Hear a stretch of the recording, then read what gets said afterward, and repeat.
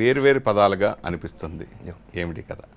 ప్రేమ లేదు మనుషుల్లో, అసలు ప్రేమ అనేది డ్రామా తప్ప ప్రేమ అనేది లేదు, అంతా ఊరికే అవసరాల కొద్దీ ప్రేమ అనే మాటను వాడుతున్నారు, అంత బోగస్ అని ఫీల్ అయ్యి మనుషులకు దూరంగా ఎక్కడో, మనుషుల్ని వదిలేసి దూరంగా ఎక్కడో కొండ ప్రాంతాల్లో ఒంటరిగా బతుకుతున్న మౌళి అనే ఆర్టిస్ట్కి ప్రేమ ఎదురైతే అది అర్థమైందా లేదా, ఆ కథ ఏంటి, ఏం జరిగింది అనేది చివరికి దాకా సినిమా తీసుకెళ్ళిన తర్వాత అతనికి అర్థమైద్దండి. ఓహో ప్రేమ అంటే ఇదే అని అర్థమైన తర్వాత ఆ మౌళి అనే ఆర్టిస్టు వేసిన చిత్రం, వేసిన బొమ్మ లవ్.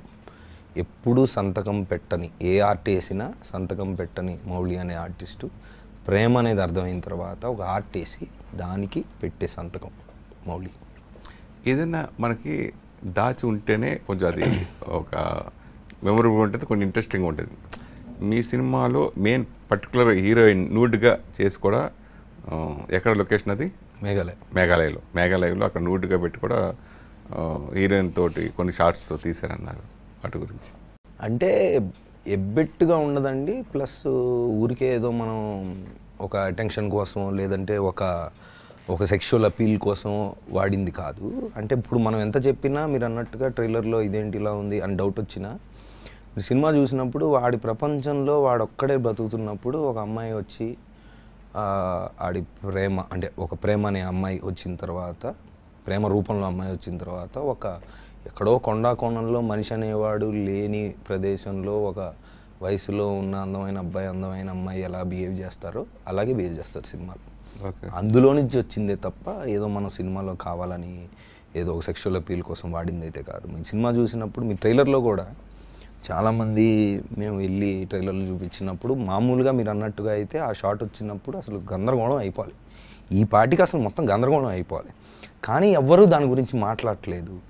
ఎవ్వరు దాని గురించి అంటే ఓకే అడుగుతున్నారు కొంతమంది వాట్ ఎవర్, కానీ ఎక్కడ మీరు గమనిస్తే అది ఆఫ్ అంటే నిజంగానే ఒక అమ్మాయి న్యూడ్గా యాక్ట్ చేసిందనో లేదంటే ఒక అలాంటి పదజాలం కానీ అలాంటివి ఎక్కడ రాలేదండి.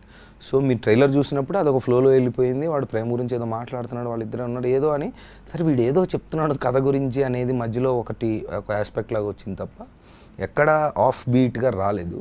సో మీరు సినిమా చూసినప్పుడు కూడా మీరు డెఫినెట్గా దాని గురించి అనేది అసలు మాట్లాడరు. అంటే సినిమా చూసిన తర్వాత అది ఏ సందర్భంలో ఎక్కడ ఎందుకు అలా ఉన్నారు ఏంటనేది it's a very very normal natural ఫ్లోలో వెళ్ళిపోతుందని మన నమ్మకం. అదే జరిగింది ఇప్పుడు దాకా, ఎందుకంటే సెన్సార్ వాళ్ళు ఇప్పుడు అదే పని మీద ఉన్నారు కదా, అది చూసినప్పుడు కూడా వాళ్ళు కూడా ఏమీ అంటే it went with the flow అంతవరకు చెప్పగలుగుతారు.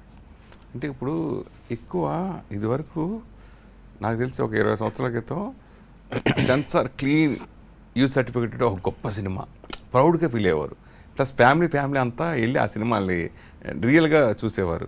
ఇప్పుడు కనీసం మన ఏ సినిమా అయినా కనీసం యూబీఏ రావాలని కోరుకుంటున్నారు, క్లీన్ యూజ్ సర్టిఫికేట్ కోరుకోవట్లే ఎవరు.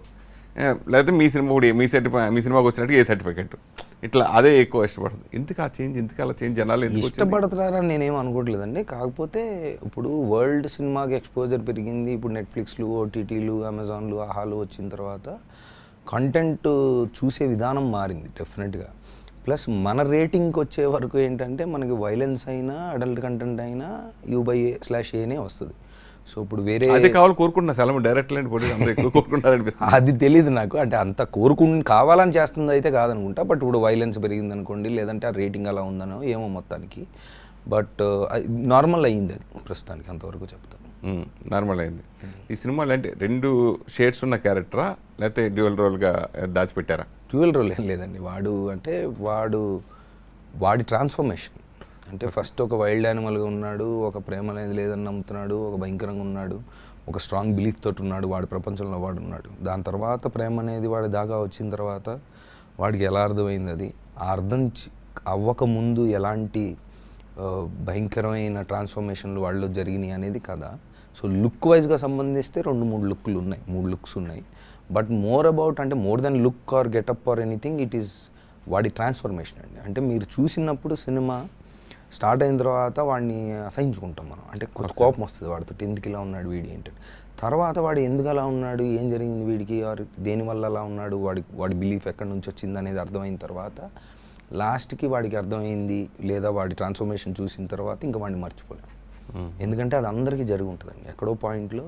ఇప్పుడు రెగ్యులర్గా మనం ఓకే సినిమా కథ వాడి క్యారెక్టరు ఏదో చూపించారు ఇది పక్కన పెడితే రియల్ లైఫ్ గురించి మాట్లాడుకుంటే ప్రతి మగాడికి ఆర్ ప్రతి ఆడవాళ్ళకి రిలేషన్స్లో ఉన్నప్పుడు కొన్ని యానిమల్ ఇన్స్టింక్ట్స్ బిహేవ్ చేస్తూ ఉంటారు. అంటే నాకు నచ్చినట్టుగానే ఉండాలంటారు, లేదా నువ్వు ఇలా ఎందుకు ఉన్నావు అని గొడవ పడతారు, లేదా నువ్వు నా గురించి మారాలని చెప్తూ ఉంటారు. ఇవి రెగ్యులర్గా అందరి లైఫ్లో జరిగేవి. అది ఏ వయసులో ఉన్నా, పెళ్ళైన వాళ్ళైనా కాకపోయిన వాళ్ళైనా.